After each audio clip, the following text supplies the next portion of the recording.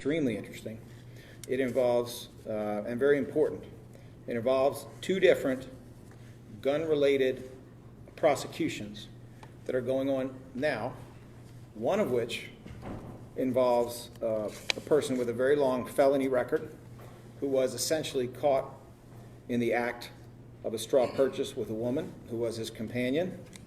The two of them then went to a shooting range where he continued to commit crimes by handling, loading, and firing a firearm he is not permitted to touch. He is a felon in possession of a weapon. The second case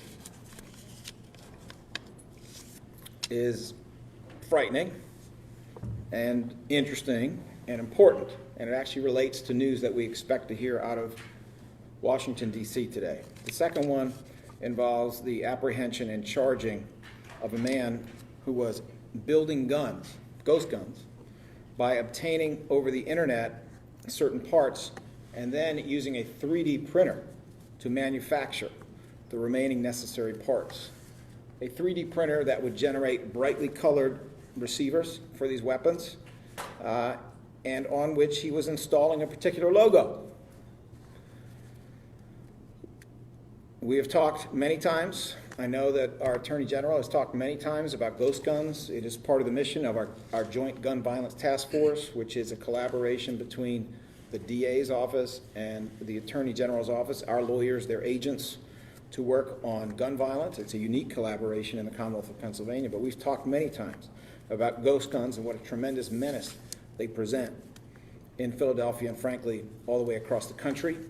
I know that there have been efforts both in that office and our office towards legislation, towards regulation that could be proposed with legislatures that seem completely mired in doing whatever the NRA tells them. And what the NRA tells them is flat crazy. Well, we believe not only with this announcement, it will come into clearer focus how dangerous this situation is, that it is a modern trend that we have to come after very aggressively, and we think that later today we will be hearing from President Biden certain things that are being done in relation to ghost guns that are brand new, that are unique, and hopefully we'll do at least a little bit to address the terrible problems that ghost guns and home manufacture and 3D printers represent.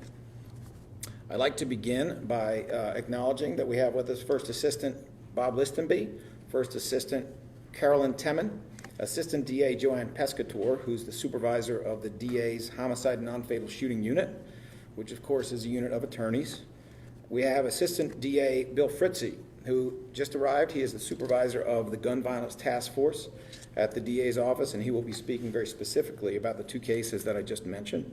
We have Assistant DA Deborah Watson-Stokes, who is a senior advisor for professional development and special projects. Many of those special projects are gun violence related. We have Reverend Myra Maxwell, the executive director of the DAO Victim Support Services Division, which includes the work that is done by Melanie Nelson, also here, who's the director of the DAO Crisis Assistance Response and Engagement for Survivors Unit. That unit provides specialized services to the families of homicide victims in the first 45 days. It is a unit that exists during this administration, thanks, among others, to the very good work of Movita Johnson-Harrell, who brought it here. Let me turn first to some of the data around gun violence. We have, according to our data, 129 homicides to date as of April the 10th at 11:59 p.m. On this date last year, there were 138. So this would seem to represent a reduction of 9 homicides compared to this date last year, a decrease of 7%. This is probably, well, it's two things. It's terrible news because there are so many homicides of people who have families and had lives, and those lives are lost. But on the other hand, it certainly represents a reduction. 7% reduction is significant. Who knows what comes next? But what we do know is that we are seeing a decrease, and we're seeing it happen as weather is generally getting somewhat warmer. We are seeing it happen as society has opened up significantly. We are expecting to see much more of an open society as we move into the warm months. in terms of the kind of preventative programming, educational opportunities, job opportunities that were there before the pandemic. So we certainly hope that it is a trend that may continue. From April the 1st through April the 7th, there were 6 homicides and 26 non-fatal shootings. The pattern during the pandemic has been about 1.5 homicides per day, or 10.5 per week. So 6 homicides, terrible though it is, and it is truly terrible, seems to represent a reduction, and we've been hearing this now for a few weeks, that there's appeared to be a sort of a leveling off. Can we predict good news in the future? No, we can't. That would be dishonest.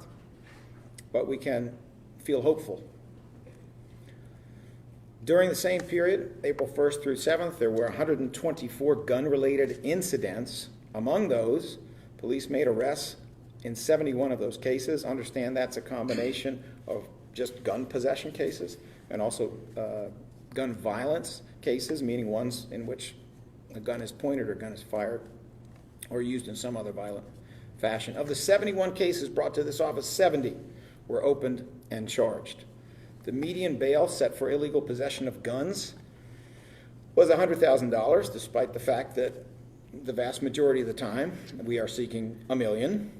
And the median bail set for violent offenses committed with guns is $250,000, despite the fact that in nearly every single one of those cases we sought $1 million.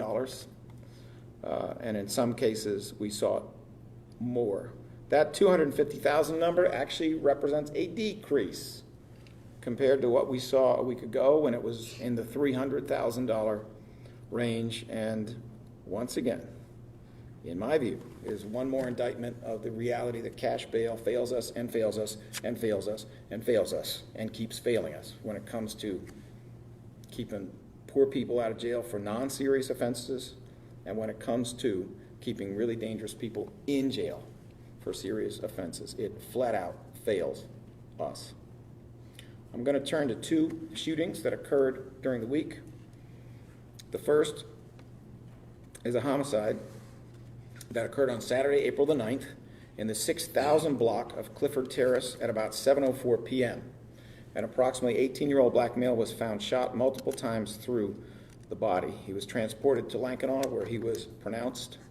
An arrest has been made by PPD. However, this investigation remains ongoing. The investigation is not over. Despite the arrest, anyone with information should contact PPD's Shooting Investigation Group at 215-686-8270.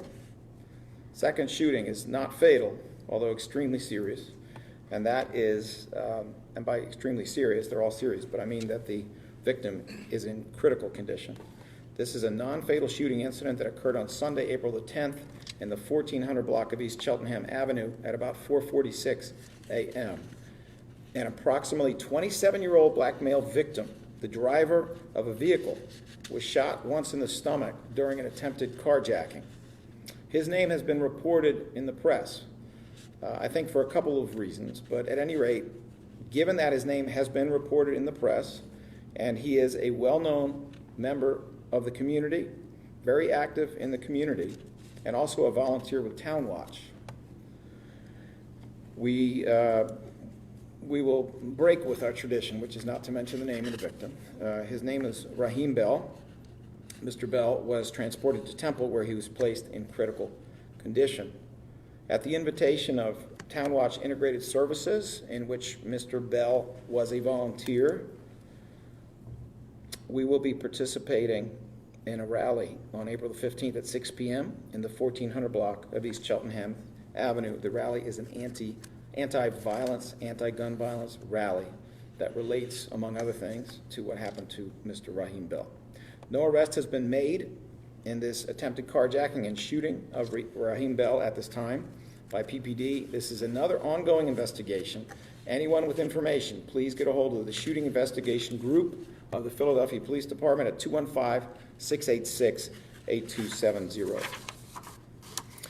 Assistant DA Joanne Pescator, who is the chief of our Homicide Non-Fatal Shooting Unit, will be available to answer questions. Understand there's not much that she can say because it is so important to preserve the integrity of an ongoing investigation, but she is here in the event there are questions. It is now my pleasure to introduce, as we often do, Reverend Myra Maxwell and also Melanie Nelson.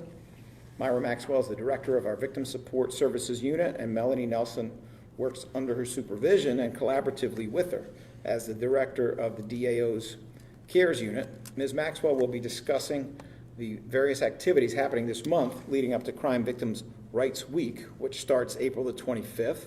And Melanie Nelson will also be addressing some of the services that have been provided during the prior week. Once they speak, and I would just ask that they come up one after the other without the necessity of my getting up in the middle and interrupting.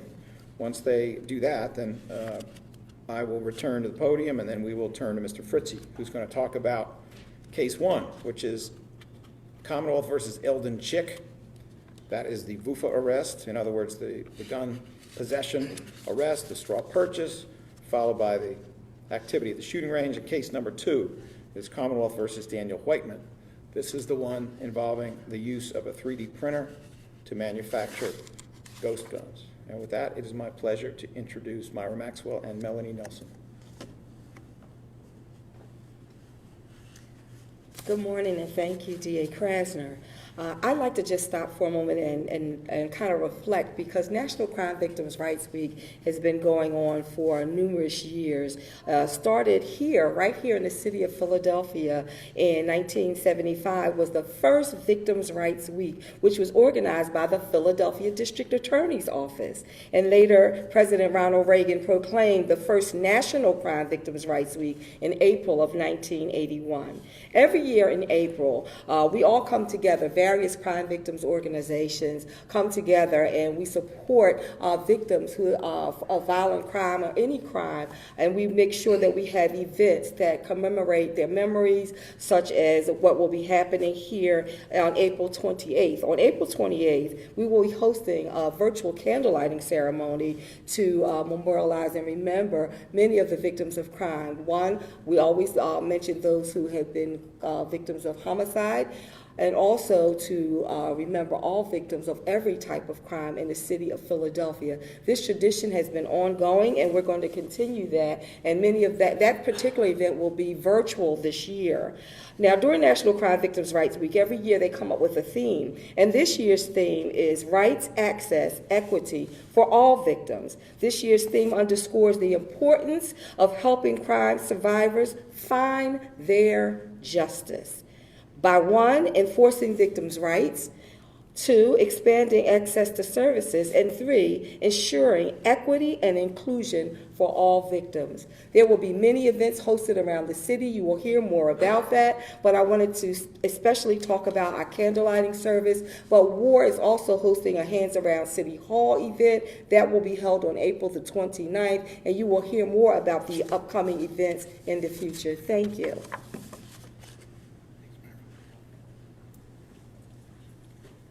Good morning. The CARES unit provided services to one family last week, and we were able to assist them with 2 services that they needed. If there are any co-homicide survivors that are in need of services, you can contact me directly at 267-808-0350. Please understand and know there are free services available to you. We love you and we care. Thank you.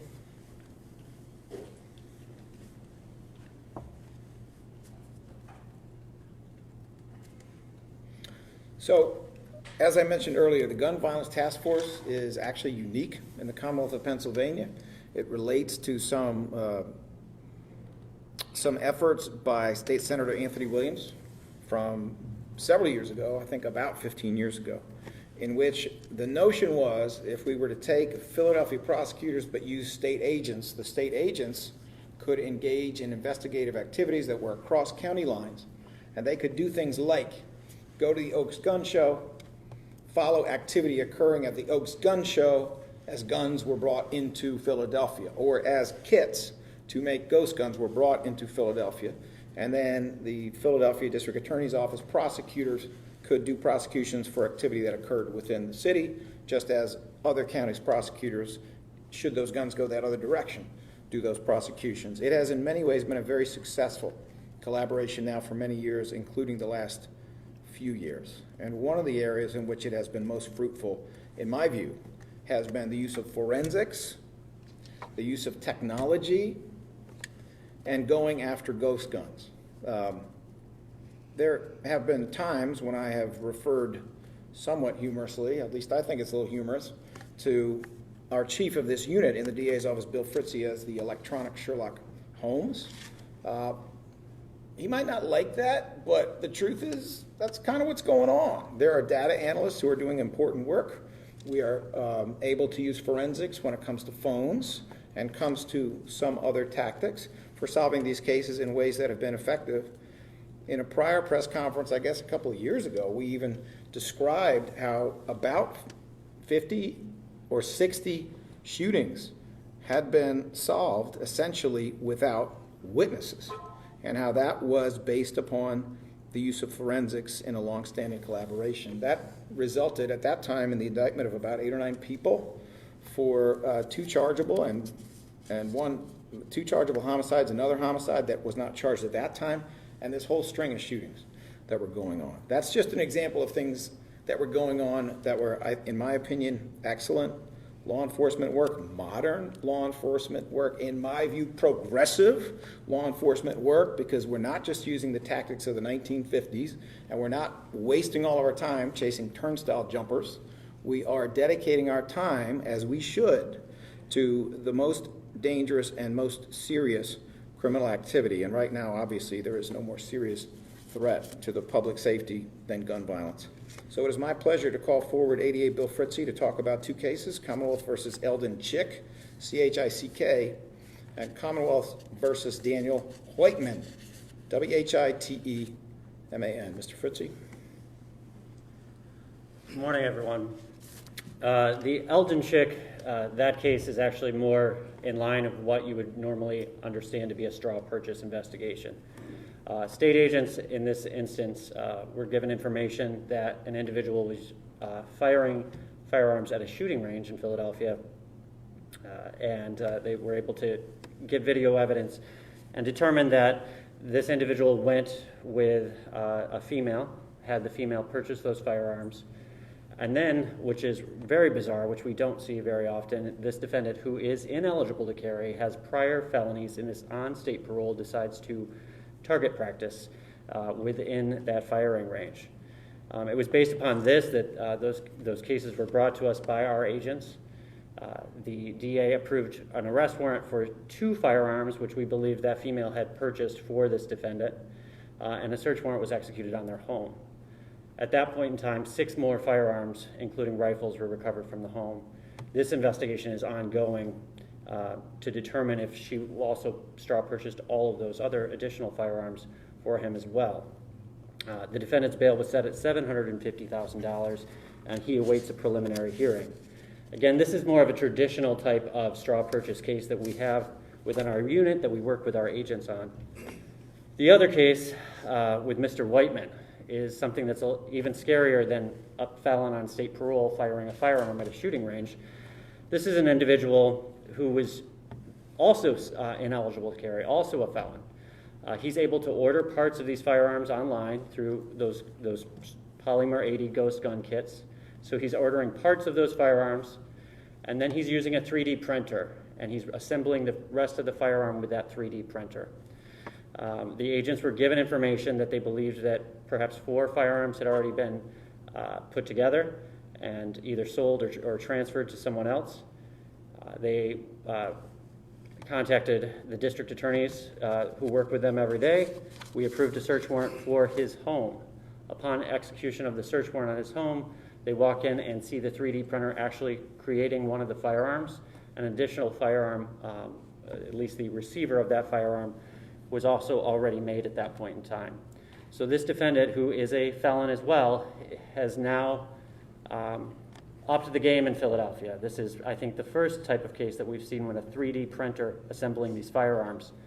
So this is now a different type of case. It's not necessarily a straw purchase in the fact that generally it's the person who's a felon who's asking someone to buy a firearm for them. And now we have felons who are able to assemble firearms in the city of Philadelphia and put even more firearms out on the street. This investigation is also ongoing. The agents were able to recover the 3D printer, the computers, and the cell phones of this individual, and we'll be looking into those to determine if more firearms were created. We believe that we stopped this business at its inception. We believe it's only been operating 1 to 2 months at this point in time. He is also awaiting a preliminary hearing. His bail was initially set, a felon in possession of firearms, initially set at $100,000 by the magistrate. The district attorneys within the Gun Violence Task Force appealed. Bail was set at $750,000, and he remains in custody at this time. Thank you, Mr. Fritzy. I just have a couple of comments on these cases. Eldon Chick, 49-year-old man. This is someone who has a lengthy criminal record and whose longest sentence of incarceration was a sentence of 90 to 180 months. In other words, 7.5 to 15 years for serious violent offense that, on the charges at least, involved firearms. Comes out.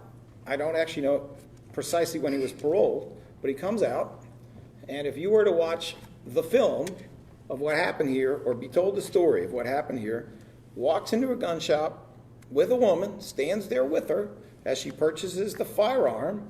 Pretty common scenario for a straw purchaser to be standing right there. Very frequently it is a woman who is placed in the position of obtaining the firearm, and then they go right off to a shooting range where he does everything that is illegal for him to do. He holds the gun, he loads the gun, he points the gun, he fires the gun.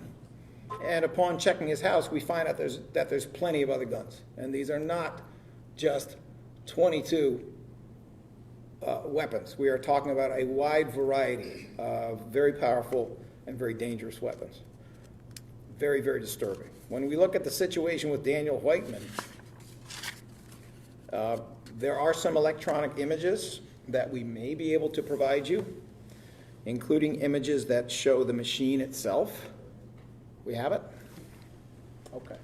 We were having some technical issues before, but I'm glad to see that we have this. What you see on the screen here, and we can make available to both print and television media, is the 3D printer that was being used for the purpose of producing receivers, meaning the main part of the gun, the handle, the trigger guard, the part that is beneath the barrel, all of that. The guns being manufactured were brightly colored. They had a particular logo. I'm not going to get into what that logo is for investigative reasons. And this is what someone was able to do at home while obtaining the other parts through the internet. Didn't even have to walk into a gun show to deal with that.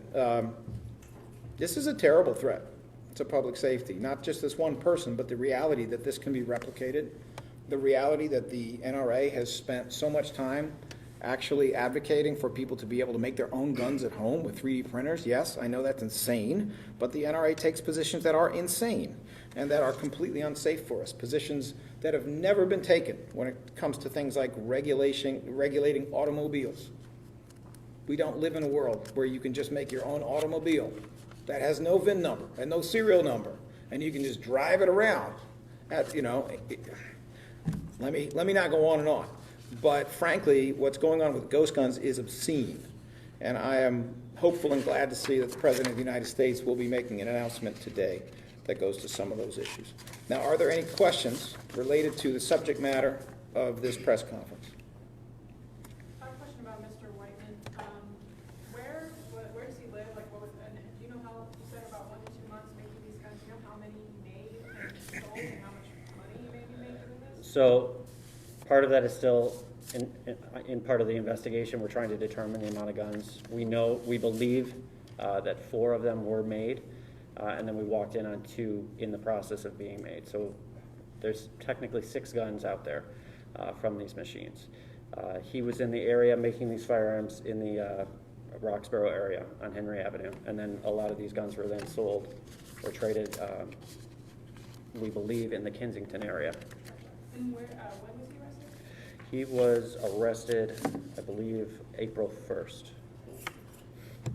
there any evidence that the guns that he manufactured were used in crime in the city?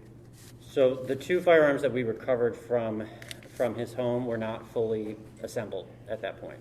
They fall under the statute because of where he was in the assembly of those firearms. They fall under the firearm statute.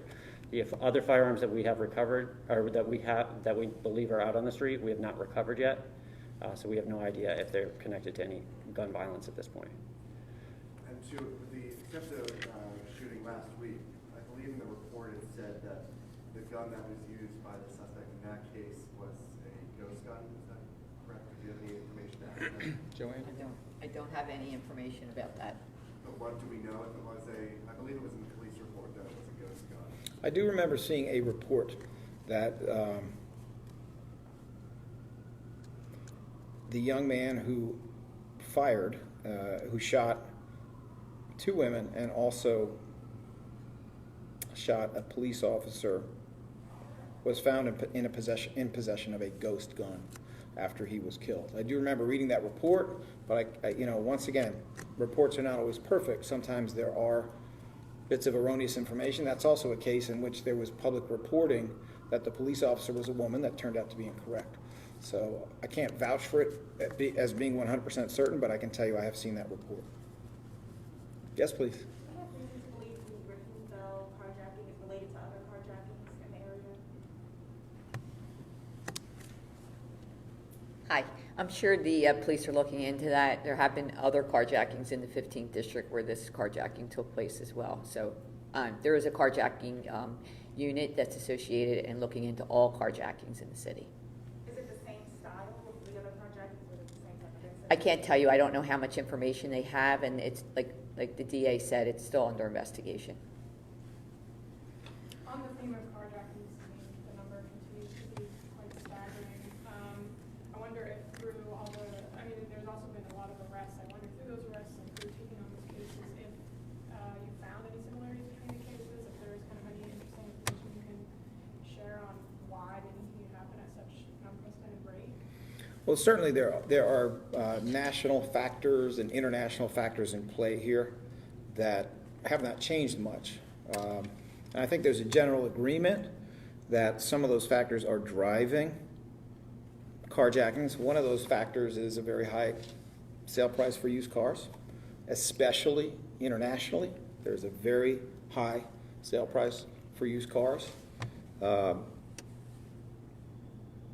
There are supply chain issues with obtaining new vehicles in some instances. I mean, simply put, the profit in that particular crime is much higher than it probably was at one point. A second factor, of course, is that technology has changed, and in order to get a hold of a smart key, it is, the tactic used is often to try to get it from a human being.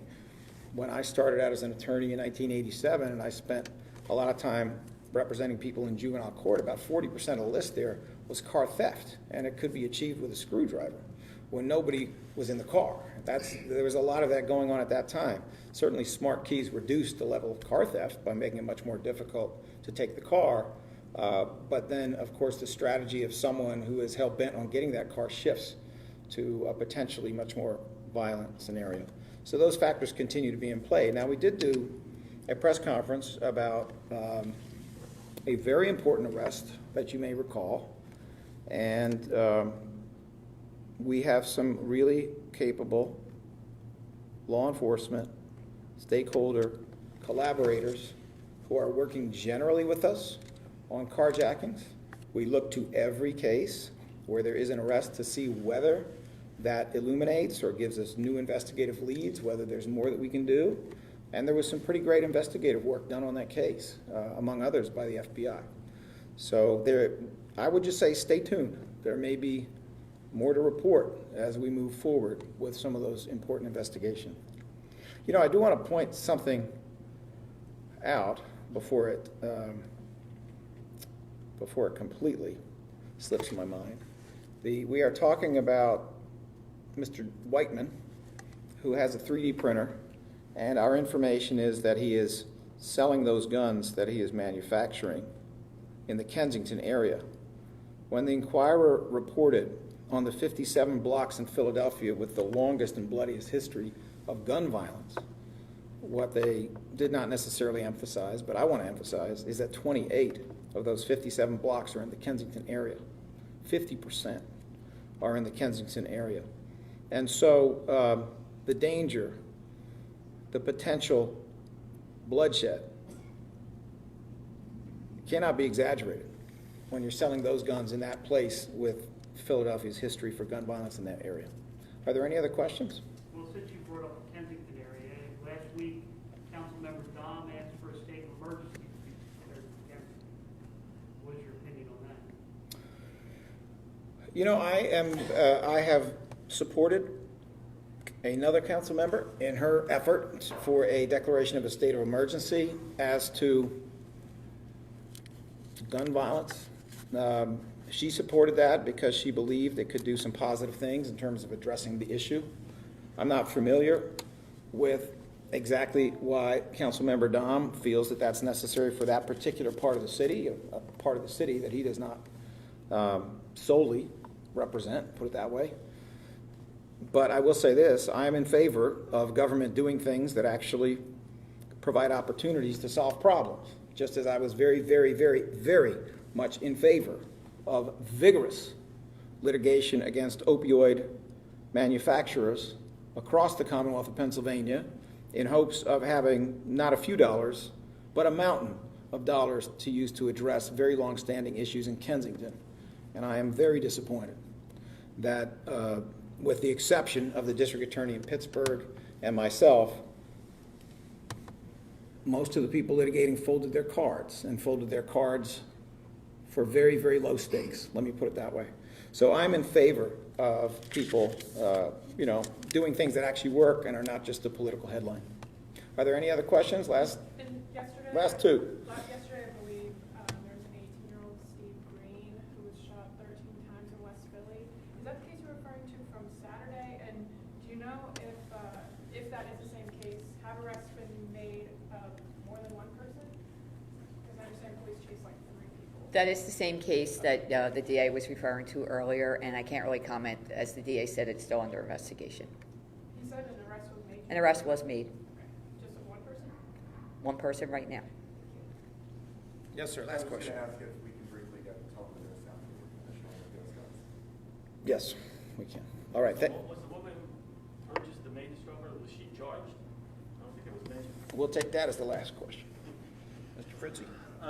She should be charged. I'm not sure if the warrant has been issued yet for her. I would have to follow up with the DA on that as well. And that's his girlfriend? It's a significant other, yeah. All right. Thank you very much. We appreciate you.